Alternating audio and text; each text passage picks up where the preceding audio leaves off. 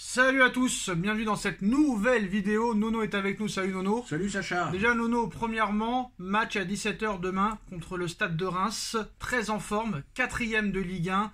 Depuis que Will Steele est entraîneur de cette équipe, il a complètement révolutionné cette équipe.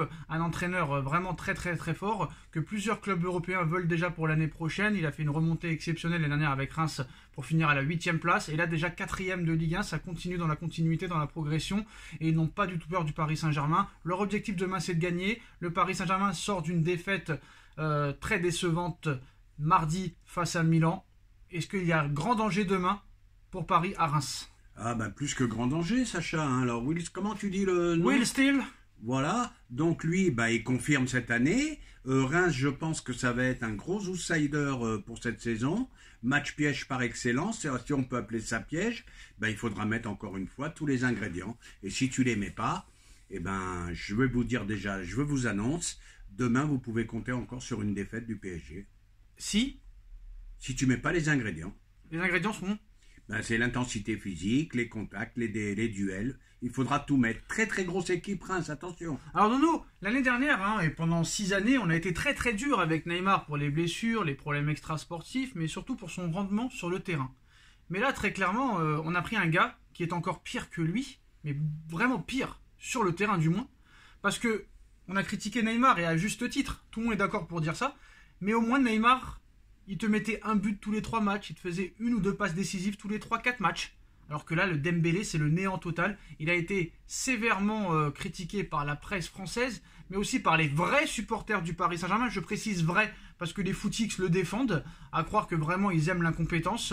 Honnêtement, Nono, tout le monde est d'accord pour dire que Dembélé doit aller sur le banc. Pourquoi seul le coach ne veut pas le mettre sur le banc, sachant que tu as Barcola qui demande qu'à jouer, Kangin Lee qui ne fait que progresser. Pourquoi insister avec Dembélé? Est-ce que ça pourrait pas lui faire un électrochoc de le mettre sur le banc pour lui dire très clairement, si tu continues comme ça, tu vas pas jouer de la saison. Tout le monde dit que c'est l'arnaque du siècle et que 50 millions d'euros ça a été une arnaque et que le Barça a fait une énorme affaire. Que faut-il faire avec Dembélé? Pour moi, à mon avis, il faut le mettre sur le banc pendant 2-3 matchs.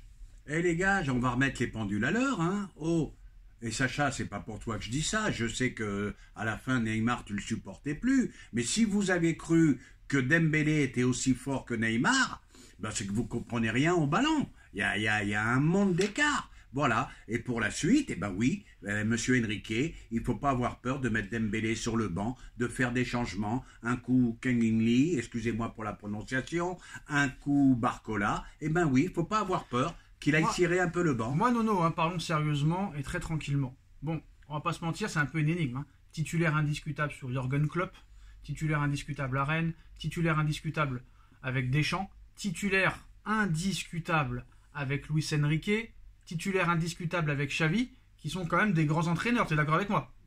Mais malheureusement, en conférence de presse, par exemple hier en équipe de France, on pose 12 000 questions sur Warren Zaïre-Emery qui a été appelé en équipe de France.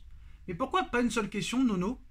Vous voyez le rendement de Dembélé, qui n'est pas décisif, qui ne marque pas de but. Pourquoi continuer à insister avec lui? Ça veut dire que Dembélé, quoi qu'il en soit, t'entends Dembélé, il faut qu'il joue, il faut qu'il soit titulaire. Peu importe l'entraîneur. Donc, honnêtement, soit il y a un truc qu'on a raté et qu'on ne comprend pas, ou soit il y a un problème avec ce joueur. Parce que c'est pas normal que le mec soit autant titulaire avec tous ces joueurs, ces entraîneurs-là, et qu'il n'est pas décisif avec les clubs cités. C'est un joueur avec un très gros talent, c'est vrai. À un moment donné, il faut se poser la question. Après, à un moment, il faut se poser des questions. Il faut quand même un petit peu de statistiques. Et puis, comme on dit, c'est un joueur qu'à la carte, tout simplement. Tout simplement. Et pourquoi Pourquoi? Parce qu'il peut te mettre le feu sur une action. C'est des joueurs comme t'en vois pas beaucoup, c'est vrai. Sur une action, il peut te faire un truc incroyable. Mais alors, faut quand même malgré tout regarder les statistiques. Pas un but depuis le début de saison. C'est quand même grave pour un attaquant. Alors, information très importante pour le match contre Reims demain. Les absents officiels pour le déplacement à Reims demain. Randal Kolo Muani, suspendu. Achraf Hakimi, suspendu. Marco Asensio, en phase de reprise. Danilo Pereira, blessé. Nuno Mendes, blessé. Kipembe en phase de reprise. Navas en phase de reprise. Bon, Navas, on a l'habitude. Kipembe, c'est normal, il n'est pas dispo depuis le début de saison. Mendes aussi, donc ça change rien. Danilo blessé. Marco Asensio blessé. Et surtout Hakimi, qui est l'un des meilleurs joueurs du PSG cette saison, Nono. Plus Kolo Muani. Bon, Kolo Muani, c'est moins grave. Mais pas de Kolo Muani, pas Hakimi. Est-ce que ça peut encore plus compliquer la chose ou c'est une bonne nouvelle? Hakimi, c'est une mauvaise nouvelle quand même. Hakimi, c'est une très mauvaise nouvelle. Hein. C'est l'une des rares satisfactions depuis le début de saison. Bon, Kolo Muani, je ne veux pas non plus m'acharner sur lui, mais sur ce qu'on voit depuis le début de saison, bon, écoute, hein, c'est pas bien grave. Ah, mais je reviens sur le match. Attention, match très très difficile. Et là, ça serait embêtant de perdre. Hein. Information l'équipe, Nono. Le Paris Saint-Germain recrutera un latéral gauche et un milieu de terrain cet hiver. Décision actée au sein du club. Donc au moins, ça réfléchit un minimum. Ah, il était temps. Et j'espère que sur le milieu, ils ne se tromperont pas. Il prendra vraiment le milieu qu'il faut, c'est-à-dire un milieu physique, un box-to-box. Voilà, c'est tout ce que j'ai à dire. Alors ils sont sur le Nantais, qui apparemment aussi... City est intéressé par lui, Guardiola, et aussi Manchester United ainsi que le Barça de Xavi est intéressé par ce joueur dont je ne retiens pas le nom mais je vais m'en rappeler. Nono, on va rappeler, hein, on va savoir le nom qui est un petit peu compliqué, on va le trouver tout de suite. Mais au milieu de terrain, déjà d'abord Nono, quel genre de milieu de terrain faudrait-il? Un remplaçant à Verratti ou pas la peine, t'as déjà Vitinha, ou un mec qui apporte de l'impact physique, un Seko Fofana, un Kanoglou, un Kevin De Bruyne, quel genre il faut comme milieu? C'est ça le problème. Le problème, c'est qu'il nous faut un joueur physique, un box-to-box, et il nous faut un créateur. Et malgré tout ce qu'on peut dire, Sacha, rappelle-toi, on l'a dit pendant des mois et des mois, ce milieu de terrain ne suffisait pas, surtout en Ligue des Champions. Et voilà, il t'en faut deux. Il te faut un box-to-box physique et il te faut un créateur. Parce qu'au niveau de la création, c'est catastrophique. Hein. D'accord. Alors voilà, Quentin Merlin est l'objectif... en tant que latéral gauche titulaire avec les espoirs sous Thierry Henry, bon début de saison avec Nantes. Manchester City, Nono, de Guardiola s'intéresse à lui, c'est une vérité. Hein.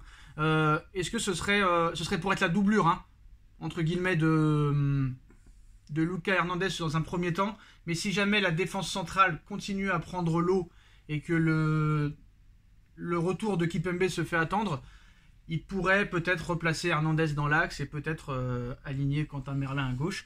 Mais sachant que quand Guardiola te veut, il faut foncer dessus quand même. Il faut jeter l'œil. Si Guardiola te veut... Titulaire avec Henry, hein, en équipe de France. Ça veut dire que tu as des qualités. Titulaire en équipe de France Espoir, c'est que tu as des qualités. Pourquoi pas? Après, pour la Ligue des Champions, bon, ça peut être un petit peu juste, un peu léger. Ou rien à voir maintenant, t'es bon, t'es pas bon, t'es pas bon. Pour la Ligue des Champions, ça risque... faut quand même laisser le temps au temps aussi. Hein, bien sûr. Mais ça risque d'être léger. Voilà, et dernière petite info sur la sélection de Warren Zaïre-Emery. 17 ans, plus jeune joueur français de l'histoire à être sélectionné en équipe de France. Mérité ou pas mérité? Alors, premièrement, moi ça me plaît ce débat. Zaïre-Emery, plus que mérité. Grosse révélation de la saison. Mais je trouve qu'on en fait trop. On va trop vite avec ce jeune. Par contre, lui est très humble. Hein. Il n'a même pas fait le fou. Mais je voudrais un peu que les médias s'arrêtent un peu. Laissez-lui le temps de grandir. Laissez-lui le temps de confirmer. Et par contre, le potentiel est là. La qualité est là. Et sélection méritée. Alors, énorme info dans quelques minutes. Avec une surprise dans la prochaine vidéo de Nono. On va débattre sur l'information qui vient de sortir sur Mbappé. Comme vous le savez, fin de contrat dans quelques mois. Rendez-vous tout de suite sur la chaîne des vidéos de Nono et Sacha. Tchuss. Tchuss.